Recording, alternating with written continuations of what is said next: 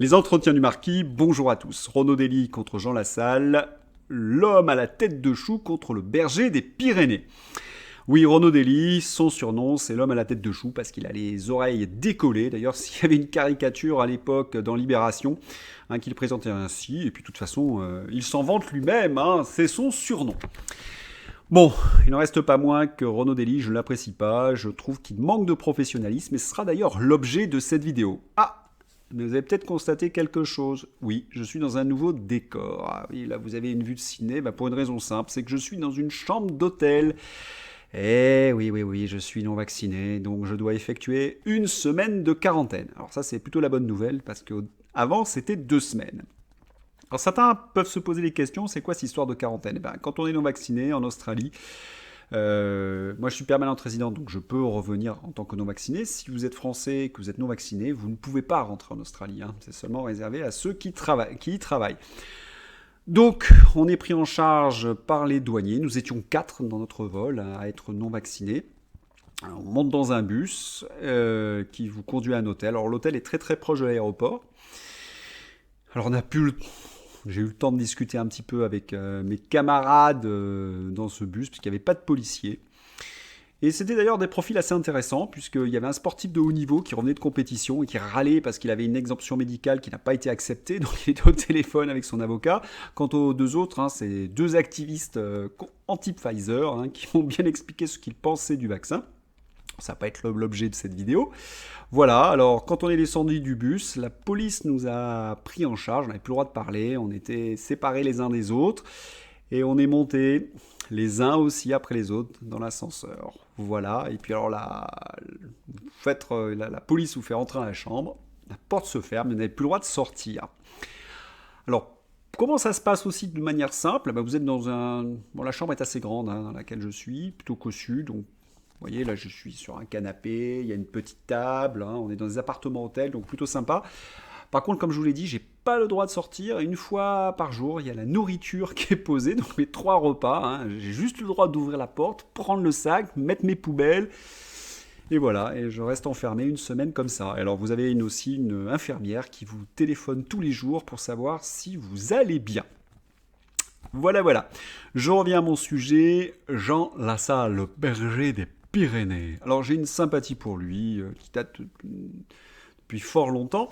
Seulement, c'est pas parce que j'ai une sympathie pour l'homme que je défends sa candidature. Je dirais même c'est l'inverse, car j'estime que Macron est un véritable danger et que toute personne qui vote pour un petit candidat fait le jeu de Macron dans une certaine mesure. On éparpille nos voix, et ce serait vraiment malheureux qu'il y ait un 2002 à l'envers des candidats patriotes. Nous sommes majoritaires aujourd'hui en France, et si on ne se retrouve pas au deuxième tour parce que tout le monde s'est mis à voter sur des petits candidats, ce serait vraiment une catastrophe. Donc, c'est pas parce que j'ai une sympathie pour Jean Lassalle, ou pour Nicolas Dupont-Aignan d'ailleurs, que je voterai pour eux. Non, ça c'est 2 choses qui sont distinctes. Aujourd'hui, c'est la France, il faut sauver la France, et il me semble que c'est pas le moment de voter pour un petit candidat. Si vous n'êtes pas d'accord avec ce point de vue, n'hésitez pas à me le dire sous les commentaires, parce que les entretiens du marquis, c'est la liberté, c'est le débat. Je dis ce que je pense, vous dites ce que vous pensez, et puis c'est comme ça qu'on fait avancer les choses. Revenons à notre sujet, Jean Lassalle contre Renaud Dely. Alors, je voudrais juste expliquer comment j'ai eu vent de cette affaire. Comme je vous l'ai dit, j'étais dans l'avion et on fait un stop à Doha, donc on attend 2-3 heures avant de reprendre un nouvel avion, et comme ça, en consultant mon téléphone, je constate que Jean Lassalle se fait recadrer par les journalistes de France Info, qu'il a pété un plomb. Alors j'ai pas le temps de tout lire parce que voilà, j'avais d'autres choses à faire à ce moment-là, mais j'étais assez intrigué, surtout qu'il y a eu le nom de Renaud Dely. Comme je vous l'ai dit dans mon introduction, c'est quelqu'un que je n'apprécie pas énormément, qui manque de professionnalisme. J'ai dit, oulala, il y a anguille sous roche. Dès que je suis dans ma chambre d'hôtel, je fouille un petit peu la chose. Alors c'est ce que je fais, je commence à prendre des notes, et j'ai 5 ou 6 articles dans Google. Vous savez, je tape Google, Renaud Dely contre Jean Lassalle, et puis j'ai tous les articles qui apparaissent. Et ces articles ne sont pas clairs du tout. J'ai l'impression que Jean Lassalle a commis une faute. Un point, c'est tout. Alors, c'est quand même assez curieux. Je vais sur Twitter et j'écoute l'extrait. Alors, qu'est-ce que j'entends ? Eh bien, je vois Jean Lassalle, en effet, en colère, très indigné. Deux mots qu'aurait prononcé Renaud Dely à son encontre, et Jean Lassalle qualifie Renaud Dely de chien, et il l'accuse de ne pas le connaître et de ne pas avoir étayé ce qu'il a dit. Mais les propos de Renaud Dely ne sont pas donnés dans la vidéo. Mais c'est un peu la même chose dans les articles, car quand je lis les titres, je vois pétage de plomb de Jean Lassalle, Jean Lassalle perd son sang-froid, Jean Lassalle hurle, Jean Lassalle est recadré par la direction de France Info. Bref, les accusations sont toujours contre Jean Lassalle. Il y a un parti pris anti-Jean Lassalle et évidemment les journalistes défendent Renaud Dely qui aurait été insulté. Oui, Jean Lassalle, c'est honteux monsieur Jean Lassalle, vous avez insulté Renaud Dely. Voilà ce que l'on comprend à la lecture des articles. Or, ce n'est pas du tout comme cela que les choses se sont passées. C'est une véritable manipulation. Parce que quand on utilise ces termes pétage de plomb, on perd son sang-froid, ces deux métaphores, dans notre inconscient, dans nos représentations, on voit une sorte d'uluberlu, un peu hystérique, qui dit un peu n'importe quoi.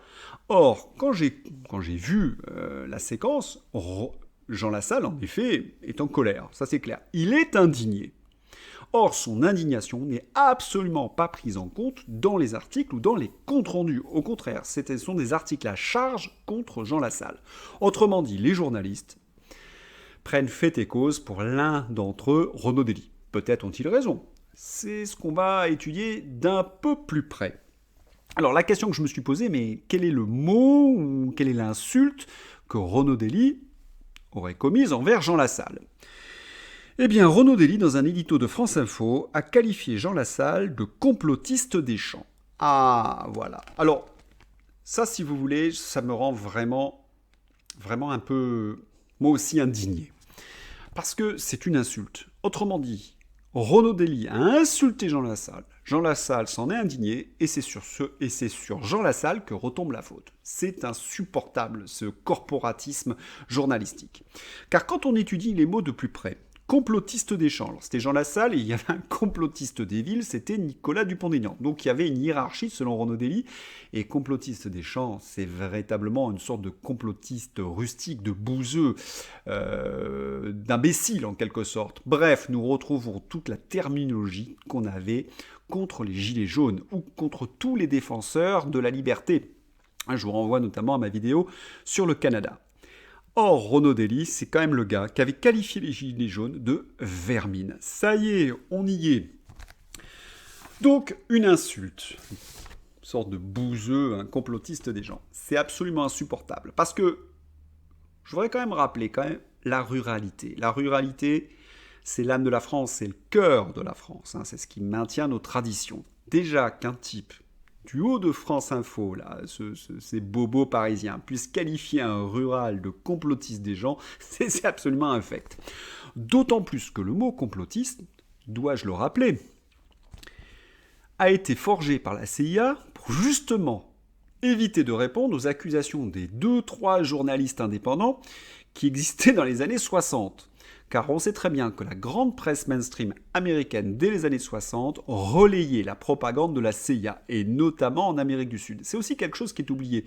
L'Amérique du Sud était le terrain de jeu des Américains, de la CIA, de tous ces atlantistes. Et ils soutenaient des dictatures épouvantables, et ils ont commis des barbouzeries, des assassinats, des tueries, et ils ont caché cela. C'est rapporté notamment par un livre que je conseille toujours, qui s'appelle « La fabrique du consentement » de Chomsky. Notamment, il traite une information sur la mort d'Américaine au Guatemala et comment elle a été rapportée par la presse américaine, justement, qui a tué les responsabilités de la CIA là-dedans. Bon, c'est juste un petit parallèle avec la situation en Ukraine. Ai-je besoin de le signaler ? Bref, le mot complotiste, c'est un terme qui ne devrait jamais être employé par un journaliste professionnel. C'est connoté, je ne veux pas répondre à certaines accusations, je ne veux pas faire de débat. C'est le contraire du journalisme. Alors, complotisme des champs, c'est tout simplement infect, ça ne devrait même pas être formulé par un journaliste. Car, dans la charte de Munich, il est bien dit qu'un journaliste n'a pas le droit d'accuser sans fondement quelqu'un. Car en fin de compte, Renaud Dely a-t-il étayé son insulte? Pas le moins du monde, parce que s'il avait eu besoin, c'est-à-dire s'il avait dû l'étayer, s'il avait donné des arguments, il aurait dû expliquer les accusations de Jean Lassalle. Or, les accusations de Jean Lassalle, elles sont fondées, elles sont argumentées. Donc, comme toujours, c'est pour évacuer le débat. Et notamment, Jean Lassalle, mais il y a d'autres, Nicolas Dupont-Aignan, accusent en grande partie les européistes, et notamment la présidente de la Commission européenne, d'être corrompus. C'est à ce genre d'accusation que Renaud Dely, c'est ce genre d'accusations qui sont données par Jean Lassalle et Nicolas Dupont-Aignan, et Renaud Dely est payé pour éviter qu'elles soient propagées dans le plus grand nombre. Donc quand on met ce complotiste des champs, ça y est, il y a circulé, il n'y a rien à voir, et donc on fait en sorte qu'il n'y ait pas de débat. Eh bien, qu'est-ce que c'est, monsieur Renaud Dely? Non seulement vous ne respectez pas la charte de Munich, puisque vous accusez sans fondement, mais en plus vous faites du trafic d'influence. Là aussi, ce n'est pas quelque chose que l'on retrouve dans la charte de Munich. Donc ce ne sont pas vraiment des journalistes, ce sont des propagandistes au service des puissants. Ils font du trafic d'influence, et je répète ce terme parce que c'est ça. À tel point d'ailleurs que certains journalistes comme Alain Bonnel ne veulent plus être qualifiés de journalistes. Ça m'a beaucoup amusé parce qu'elle était chez Hanouna, elle a dit non, moi je ne suis pas journaliste, je fais des documentaires, je suis reporter de guerre, mais non, je ne veux pas le même travail que les autres journalistes. Ah oui, alors, nous savons tous ce que font certains journalistes, je viens de le dire d'ailleurs. Ils font essentiellement du trafic d'influence, donc ce ne sont pas des gens qui sont un contre-pouvoir. Au contraire, ils sont au service des puissants. Voilà sur cette affaire, et Jean Lassalle avait bien raison de s'indigner. Alors si on résume, vous avez un journaliste qui insulte un homme politique sans avoir étayé, ce qui est une faute professionnelle, et toute la profession vient défendre Renaud Dely, alors que si cette profession était, comment dirais-je, honnête, elle aurait montré que Renaud Dely a commis une faute professionnelle. Oui, mais on ne pouvait peut-être pas attendre autre chose de la presse mainstream. Quand on regarde un peu le profil de Renaud Dely, vous avez à peu près tout ce que j'exècre. Si vous avez une carrière, c'est vraiment le chien de garde, comme l'a très bien dit Jean Lassalle. Vous avez Libération, presse de gauche, vous avez un franc-maçon, évidemment, qui est dans une corporation. Vous imaginez que Renaud Dely a remplacé Jean-Michel Apathy sur France Info en tant qu'éditorialiste. Vous voyez, ça veut tout dire. C'est le gars qui est le chef de la Pravda, en quelque sorte. Il est aussi officier sur Arte, qui est aussi le temple des européistes. Bref, c'est la presse mainstream, politiquement correcte, et qui va vous fournir le narratif officiel. Bref, quelqu'un qu'on aimerait ne plus voir sur les plateaux de télévision. C'est donc... je suis un peu fatigué parce que j'ai le décalage horaire, là je cherche mes mots, je m'excuse. Donc, si on doit conclure, quand on vote le 10 avril, c'est pour éviter qu'il y ait encore des Renaud Dely, des Jean-Michel Apathy, pour qu'on change d'univers, qu'on ait des vrais journalistes, qui soient un vrai contre-pouvoir, qui fournissent une vraie information équilibrée, recoupée, et non pas une succession d'insultes qui permet en fin de compte de mettre la poussière sur le tapis et de ne pas aborder les grands sujets. Et les grands sujets aujourd'hui, qu'est-ce que c'est? Quel est le grand sujet? Je pense que c'est Ursula von der Leyen qui est corrompue et qui est à la tête de l'Union européenne. C'est Ursula von der Leyen qui visite des villes en Ukraine et qui va fournir de l'aide militaire alors qu'elle a une affaire de corruption lorsqu'elle était ministre de la Défense sur du matériel militaire. On marche sur la tête. Voilà. C'est tout. C'est pour tout simplement changer d'époque et sortir de l'ère Macron-Ursula von der Leyen.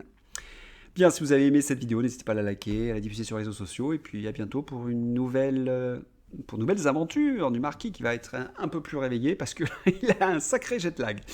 À bientôt.